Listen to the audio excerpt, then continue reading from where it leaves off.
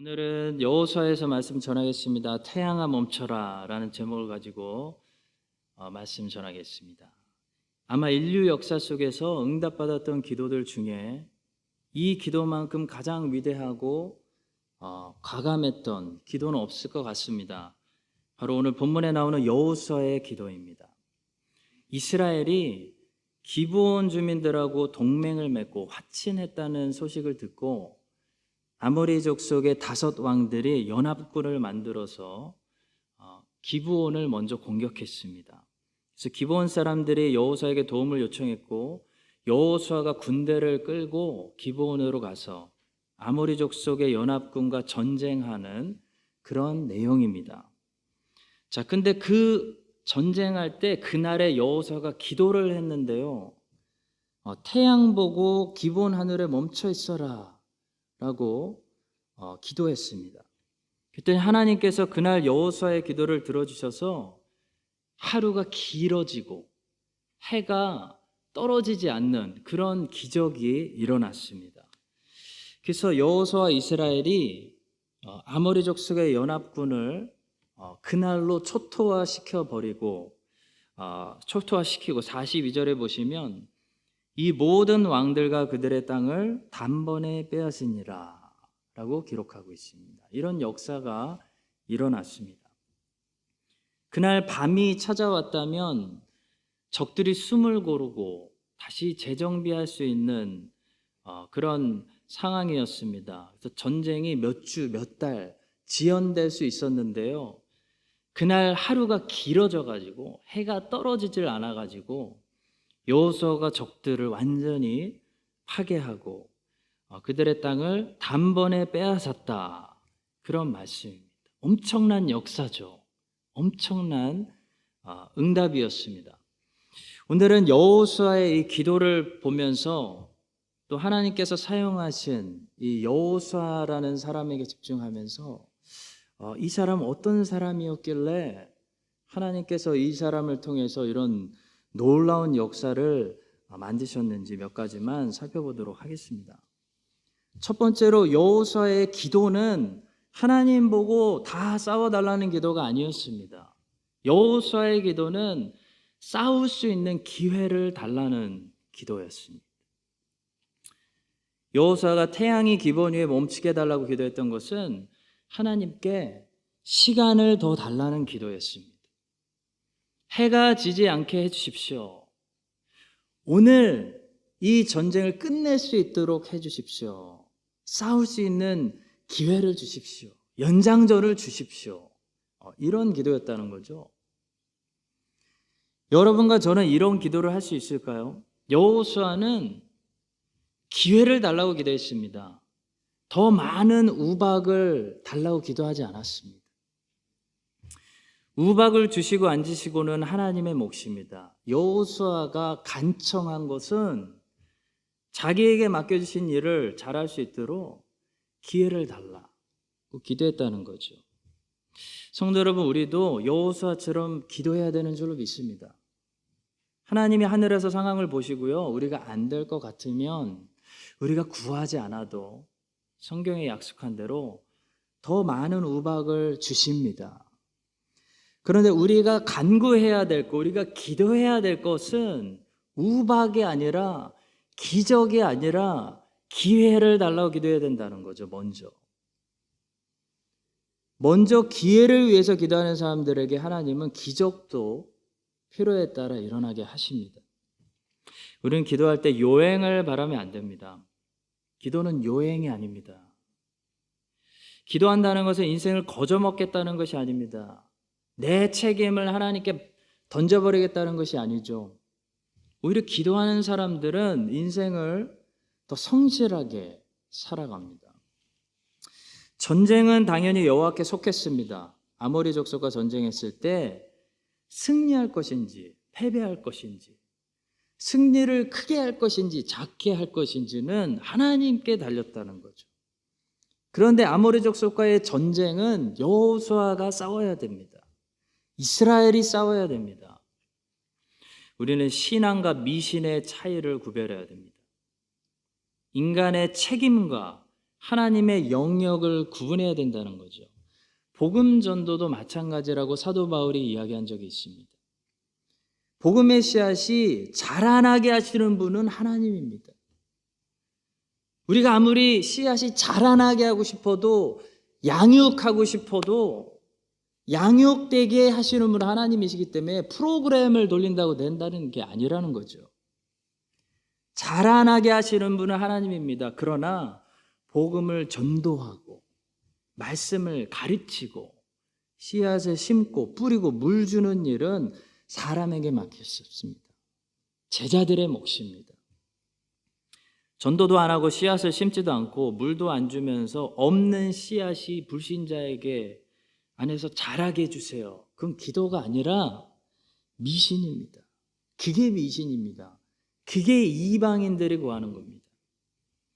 기독교 신앙은 하나님의 능력을 철저하게 의지함으로써 우리의 영역이 아닌 것들에 대해서 염려하지 않는 것입니다. 걱정하지 않는 것입니다. 하나님께 맡기는 것입니다.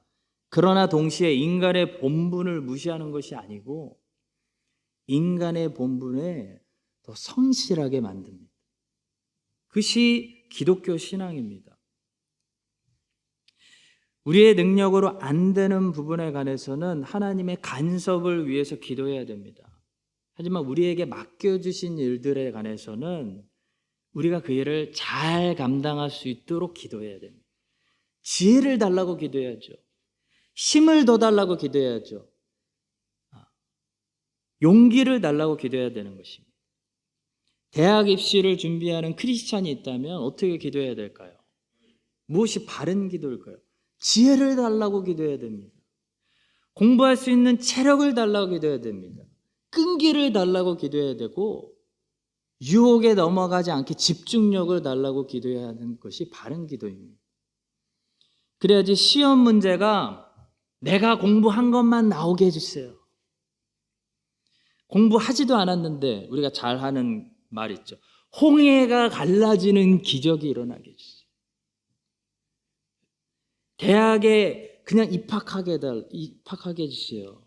그것은 기도가 아니라 미신입니다. 잘못된 기도입니다. 축구 선수가 할 수 있는 최고의 기도는 저 상대팀이 오늘 못하게 해주세요. 여러분, 그게 기도일까요? 실력도 없으면서 우리 팀이 무조건 이기게 해주세요. 그게 기도일까요? 바른 기도는 그동안 연습했던 우리의 실력이 오늘 최고로 발휘되게 해주세요. 이게 기도 아닐까요? 성도 여러분, 기적보다 기회를 위해서 기도하십시오. 그것이 여호수아의 기도였습니다. 여호수아의 기도는 우박을 구하는 기도가 아니었습니다. 무조건 기적을 구하는 기도가 아니었습니다. 하나님 보고 자기의 책임을 다 해달라고 하는 기도가 아니었습니다. 내가 해야 되는 이 전쟁을 하나님 잘 싸울 수 있도록 끝마칠 수 있도록 기회를 주시고 시간을 주세요. 이게 여호수아의 기도였다는 거죠. 여러분과 저의 기도가 무조건 우박을 달라고 기도하는 기도가 아니고 여호수아의 기도처럼 기회를 달라고, 하나님 나에게 맡겨주신 일들을 내가 더 잘 감당할 수 있도록 하나님 한번 기회를 주세요 라고 기도하는, 그런 하나님을 기쁘시게 하는 기도가 될 수 있기를 주님의 이름으로 축복합니다. 두 번째로요, 그러나 결과는 하나님이 도와주셔야 된다라는 사실을 인정해야 됩니다. 그것을 인정하는 것이 신앙입니다. 이 사실을 잊어버리면 내 힘으로 내 노력으로 다 할 수 있다고 생각하면 그거는 세상 사람들하고 똑같은 거죠. 신앙이 아닌 거죠. 신앙이라는 것은 내 영역에서 내 본분을 최선을 다해야 되지만 하나님이 도와주시지 않으면, 하나님의 은혜가 없으면 안 됩니다. 결론은 안 됩니다 라는 것을 인정하는 것이 신앙입니다. 여러분과 저의 노력을 숫자로 표현한다면 1 단위의 숫자와 같을 것 같습니다. 우리가 아무리 잘해도 우리가 얻을 수 있는 최고의 점수는 1점에서 9점 사이라는 것이죠. 인간의 노력으로는 10 단위로 치고 올라갈 수 없다는 것입니다. 인간에게는 항상 한계라는 선을 그어 주셨습니다. 인생이라는 것은 그래서 하나님의 도움이 필요합니다. 인생을 잘 살려면 하나님의 은혜가 필요하다는 거죠. 하나님의 영역은 10 단위와 같은 것 같습니다. 하나님이 도와주시면 9점이 아니라 19점이 됩니다. 그래서 전쟁에서 승리할 수 있습니다. 인생 잘 살 수 있습니다. 반면에 아무리 부족한 사람도 하나님이 도와주시면, 하나님이 은혜 주시면 11점이 됩니다. 그러니까 세상에서 하나님 없이 자기 힘으로 최고 잘한 9점 받은 사람보다 하나님이 도와주시는 사람, 좀 못났어도 하나님의 은혜가 있는 사람이 인생을 더 잘 살 수 있는 확률이 높다는 거죠. 11점이니까. 자, 결론은 이렇습니다. 인생은 하나님의 은혜 없이는 살 수 없습니다. 전쟁은 하나님의 도우심 없이 승리할 수 없다는 겁니다. 본문에서도 그 사실이 명확하게 드러나죠. 11절의 말씀입니다. 그들이 이스라엘 앞에서 도망하여 베토론의 비탈에서 내려갈 때 여호와께서 하늘에서 큰 우박덩이를 아세가에 이르기까지 내리시매 그들이 죽었으니 이스라엘 자손의 칼에 죽은 자보다 우박에 죽은 자가 더 많았더라. 이게 전쟁입니다. 이게 인생입니다. 이스라엘 자손의 칼에 죽은 사람이 한 사람도 없었더라가 아닙니다. 이스라엘 자손의 칼에, 여호수아의 칼에 죽은 사람들도 많았습니다. 그러나 전쟁을 이기려면 하나님이 도와주셔야 된다는 거죠. 하나님이 내리신 우박에 죽은 사람들이 훨씬 더 많았다는 겁니다. 이게 무슨 말일까요? 이스라엘도 최선을 다해서 잘 싸웠습니다. 그러나 하나님이 같이 싸워주시지 않으면 승리하지 못한다. 이런 대승의 결과는 얻지 못한다. 그런 말씀입니다. 여호수아가 아무리 잘 싸워도 여호수아가 받을 수 있는 점수는 9점이 만점이에요. 그런데 하나님이 하늘에서 도와주시면 일단 10점 먹고 들어가는 겁니다. 그 사실을 인정하는 것, 이걸 기억하고 사는 것이 신앙입니다. 18세기에 영국과 미국에서 대각성 부흥 운동이 일어났습니다. 그때 하나님께서 쓰셨던 위대한 설교자들이 있었습니다. 그 중에 한 사람이 웨일즈의 데니엘 롤랜드라는 사람인데요. 이분은 항상 완벽한 설교를 하셨습니다. 이분의 설교를 듣고 있으면 정말 내용이 완벽하구나 라는 것을 사람들이 느꼈습니다. That's a perfect sermon. 그러나 그렇다고 해서 데니엘 롤랜드가 설교할 때마다 항상 부흥이 일어난 것은 아닙니다. 반면에 조지 휘필드라는 사람이 있었습니다. 조지 휘필드를 조금이라도 아시는 분들은 이분이 얼마나 대단한 설교자였는지 금방 아실 겁니다. 조지 휘필드의 전기를 읽어보면 예수님을 보는 것 같습니다. 솔직한 심정입니다. 이게 정말 사실이라고 믿기지 않을 정도로 조지 휘필드가 설교하면 사람들이 5시간, 7시간, 8시간 걸어서 모이고 수많은 인파들이 몰리고 다 회심하고 변하는 그런 기적이 일어났습니다. 위대한 감리교 창시자 존 웨슬리는 사실 휘필드가 가졌던 명성의 10분의 1도 되지 않습니다. 웨슬리는 40대 때 6,000명 앞에서 설교했는데요. 휘필드는 이미 20대 때 6만 명 앞에서 설교했습니다. 비교가 안 됩니다.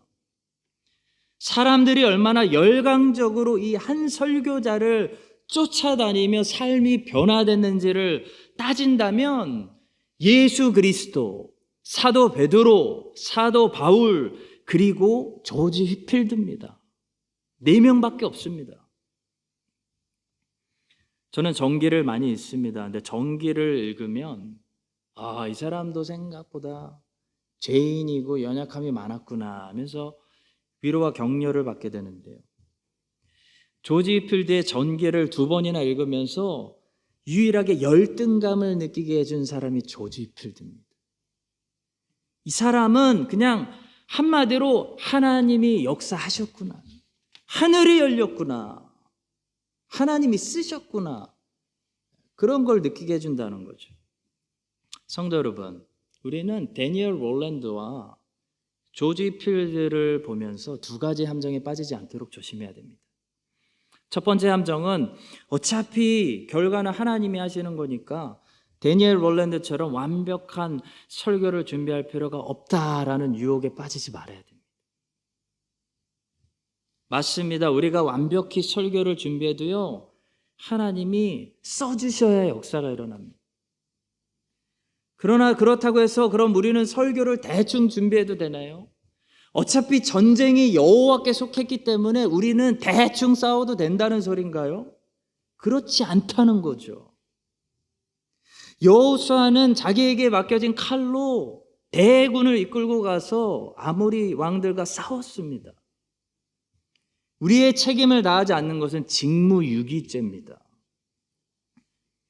우리는 하나님이 우리를 조지 필드처럼 항상 위대하게 사용하시지 않더라도 데니얼 롤랜드처럼 항상 최고의 완벽한 설교를 준비해 놓아야 될 책임이 있습니다. 하나님이 쓰시고 안 쓰시고, 하나님이 크게 쓰시고 작게 쓰시고는 하나님의 영역입니다. 우리의 영역은 우리의 영역 안에서 데니얼 롤랜드처럼 최선의 준비를 하고 여호수아처럼 최선의 전쟁을 해야 된다는 거죠. 두 번째 함정은 내가 최선으로 완벽하게 준비했다고 해서 하나님이 나를 반드시 쓰셔야 됩니다 라는 생각에서 벗어나야 됩니다. 우리가 완벽히 준비돼도 하나님이 안 쓰실 수 있습니다. 하나님이 작게 쓰실 수도 있습니다. 그것은 하나님의 주권이고 권한입니다. 데니얼 롤랜드라는 설교자는 그래서 인간의 노력으로 만들어질 수 있지만 조지 휘필드 같은 설교자는 인간의 노력으로 만들어지는 설교자가 아닙니다. 하나님께서 주권적으로 선택해서 쓰셔야, 바울처럼 쓰셔야 존재하는 설교자입니다. 성도 여러분, 이 데니얼 롤랜드와 조지 휘필드의 차이를 기억하십시오. 이해하십시오. 그래서 우리의 영역에서 언제나 여호수아처럼 최선의 삶을 준비하되 결국 결과는, 전쟁의 결과, 인생의 결과는 하나님이 우리를 얼마나 흔들어 사용하시느냐에 따라서 결과가 달라진다는 사실을 인정하고 사는 것이 신앙인입니다. 그것이 크리스찬의 삶입니다. 다시 말하면 여러분과 제가 여호수아처럼 최선을 다해서 군대를 이끌고 아모리 족속을 칼날로 쳐야 되지만 결국 하나님이 위에서 우박을 얼마나 내려주시느냐에 따라서 이 전쟁의 크고 작은 승리가 결정된다라는 것을 기억하고 살아야 된다는 거죠. 그래서 성도는 그것을 인정하기 때문에 무엇을 하죠? 기도합니다. 전쟁의 결과가 여호와께 속했다는 것을 인정하는 사람들이 기도하는 거죠. 일만 하지 않습니다. 전쟁만 하지 않습니다. 또 기도만 하지도 않습니다. 기도하면서 일합니다. 전쟁하면서 기도하고 기도하면서 전쟁합니다. 그것이 크리스찬의 삶이죠. 여러분과 제가 데니얼 롤랜드처럼 여호수아처럼 각자의 삶 속에서 저는 제자리에서 우리에게 주신 칼을 가지고 최선을 다해서 아모리 족속을 치는 그런 충성스러운 종들이 될 수 있기를 바라고 축복합니다. 그러나 그것만으로 인생이 다가 아니라는 거죠. 하나님의 은혜가 있어야 됩니다. 대승을 거두려면 하나님이 위에서 우박을 내려주셔야 됩니다. 하나님께서 부디 우리 세대를 긍휼히 여겨주셔서 하늘을 열고 하늘에서 우박을 내려주심으로 우리의 힘으로 절대로 이룰 수 없는 대승리의 결과를 맛보게 하시고 조지 필드의 삶처럼 우리 한계를 뛰어넘는 그런 놀라운 은혜의 역사, 부흥의 역사가 우리 교회와 여러분과 저의 삶에, 이 세대, 우리 자녀들의 삶에 일어나게 해주시기를 예수님의 이름으로 간절히 소망하고 축복합니다. 마지막 세 번째로 여호수아의 기도는 구체적인 기도였다는 것이죠. 여호수아는 그날 구체적으로 기도했습니다. 태양이 멈추게 해주십시오. 너무나 구체적입니다. 어떻게 여호수아는 구체적으로 기도할 수 있었을까요? 하나님의 선하신 뜻 안에서 마음의 소원이 분명했기 때문입니다. 내일이 아니라 몇 주 후가 아니라 몇 달이 아니라 오늘 안에 이 전쟁에서 꼭 아모리 사람들의 연합군을 진멸하기 원합니다 라는 소원을 여호수아는 마음에 품고 있었다는 거죠. 하나님의 나라를 위한, 하나님의 영광을 위한 하나님의 뜻 안에 있는 소원을 품은 사람은 구체적으로 기도합니다. 성도 여러분, 기도할 때 우리가 믿음이 중요하죠. 믿음 없으면 기도 안 합니다. 근데 기도에 또 중요한 것이 소원입니다. 소원이 없으면 기도하지 않습니다. 빌립보서 2장 13절은 이렇게 말씀합니다. 너희 안에서 행하시는 이는 하나님이시니 자기의 기쁘신 뜻을 위하여 너희에게 소원을 두고 행하게 하시나니. 하나님께서는 하나님의 자기의 작정하신 뜻을 이루시기 위해서 하나님의 자녀들 안에 소원을 두고 일하신다는 거죠. 하나님 자녀들 안에 소원을 두시고 하나님의 자녀들이 그 소원을 가지고 하나님께 기도하게 하신다는 겁니다. 그래서 하나님의 뜻을 이루게 하신다는 겁니다. 하나님께서는 이날에 여호수아 안에 소원을 두셨습니다. 이 아모리 족속의 연합군을 질질 끌지 않고 이 전쟁에서 오늘 완전히 진멸시키고 싶다라는 소원을 두셨다는 거죠. 여호수아는 그 소원을 가지고 있었기 때문에 구체적으로 하나님께 간구했습니다. 태양을 멈추게 해주십시오. 시간을 연장해 주십시오. 오늘 저 아모리 족속의 5 왕들의 목을 제가 치겠습니다. 오늘 안에 우리가 정복해서 5 성읍을 하나님 앞에 바치겠습니다 라는 하나님의 뜻을 향한 하나님의 여호수아의 소원이 있었다는 겁니다. 성도 여러분, 소원이 있었기 때문에 구체적으로 기도합니다. 이 성경에 나오는 위대한 기도들을 살펴보니까 당연히 믿음은 있고요, 소원이 있었더라고요. 구체적으로 그래서 하나님께 간구했습니다. 한나는 아들을 달라고 그랬습니다. 한나가 왜 아들을 달라고 그랬을까요? 하나님이 그 소원을 한나의 마음에 두셨기 때문입니다. 하나님이 사사시대를 끝내시려고 사무엘을 보내시려는 작정을 가지고 계셨어요. 예정을 가지고 계셨어요. 그게 하나님의 뜻이에요. 그래서 하나님이 한나의 마음에 아들을 달라는 소원을 두셨어. 한나가 끈질기게 하나님께 기도한 거죠. 그래서 하나님의 사람 사무엘이 태어났습니다. 누가복음 18장에 나오는 이 불쌍한 과부는 자기가 원하는 것이 무엇인지 정확히 알고 있었습니다. 이 억울한 재판, 이 억울한 케이스를 꼭 풀어달라는 구체적인 소원을 가지고 있었다는 거죠. 구체적인 소원이 있으니까 끈질긴 간청이 가능한 겁니다. 자기가 원하는 것이 무엇인지도 모르는 사람, 하나님의 뜻도 모르고 하나님 나라에 관심도 없는 사람, 하나님의 나라를 위해 소원이 없는 사람은 끈질긴 간청하지 않습니다. 오늘날 사람들이 끈질기게 하나님께 기도하지 못하는 이유, 1시간씩 기도하지 못하는 이유, 소원이 없기 때문입니다. 원하는 것이 없습니다. 하나님이 안 주셔도 우리가 알아서 스스로 살 수 있습니다. 그래서 기도 안 하는 거예요. 하나님의 나라를 위해 내가 이렇게 쓰임받고 싶습니다. 소원이 없는 거예요, 소원이. 그러니까 간구를 안 하는 거죠. 복음서를 보니까 우리 주님에게 응답받았던 사람들은 끈질긴 간청을 했습니다. 왜 끈질긴 간청을 했냐면 마음에 소원이 있었습니다. 주님이 내가 무엇을 원하느냐 물어보셨을 때 다 각자 내가 무엇을 원하는지 마음에 대답할 수 있는 소원이 있었다는 거죠. 마가복음 10장 51절입니다. 예수께서 말씀하여 이르시되 내게 무엇을 하여 주기를 원하느냐. 맹인이 이르되 선생님이여 보기를 원합니다. 오늘 주님께서 여러분들에게 내게 무엇을 하여 주기를 원하느냐, 내 소원이 무엇이냐 물으시면 뭐라고 답하시겠어요? 이 맹인처럼 주님 항상 저는 보기를 원했습니다. 주님 저에게 이런 소원이 있습니다. 주님 내 삶이 예수 그리스도의 영광스러운 이름을 위해 이렇게 쓰임받기 원합니다 라는 대답할 것이 있냐는 거죠. 우리 주님께서 두로와 시돈 지방으로 가셨을 때 거기 사는 가나안 여인, 이방 여인이 주님을 찾아왔습니다.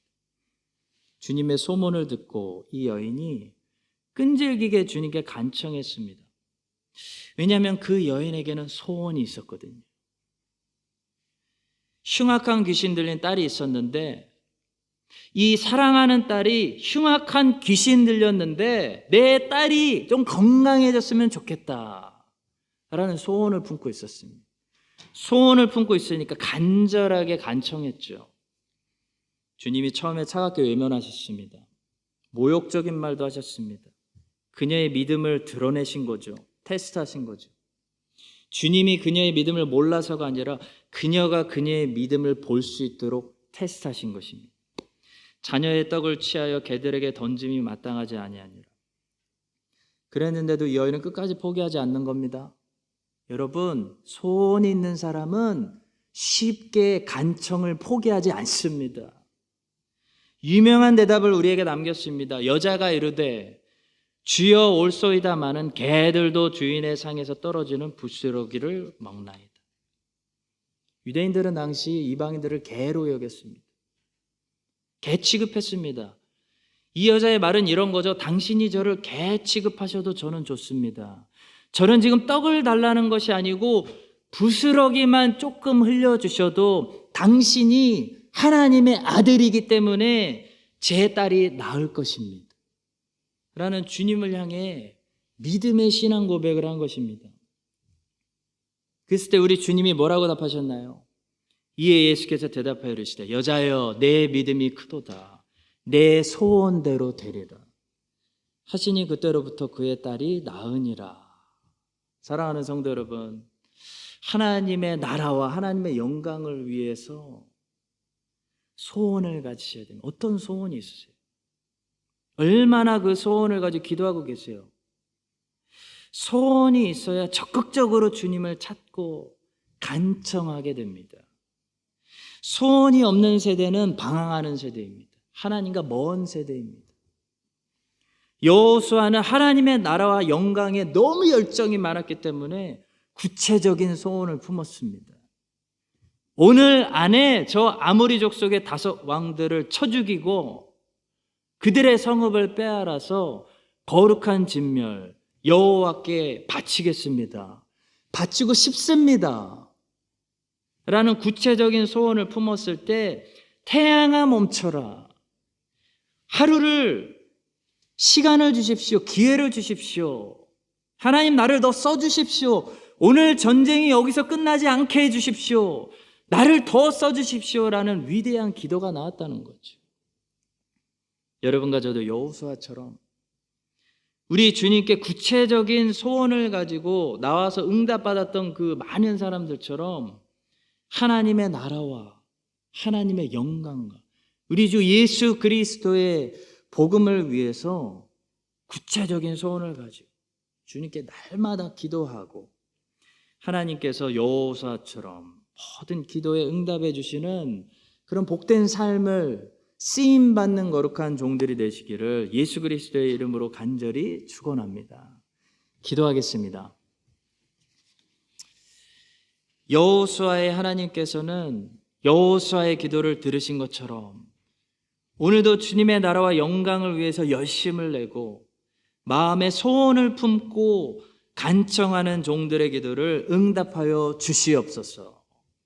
이 땅에서 우리가 해야 하는 사람의 본분을 최선을 다하게 하시고 하나님이 하늘에서 풀어주셔야 할 것들을 하나님이 도와주셨어. 우리의 이 수고가 30배, 60배, 100배로 자라나게 해주시기를 간구하오며 오늘도 충성하는 종들을 통해서 놀라운 역사를 만들어 가시는 예수 그리스도의 이름으로 기도합니다.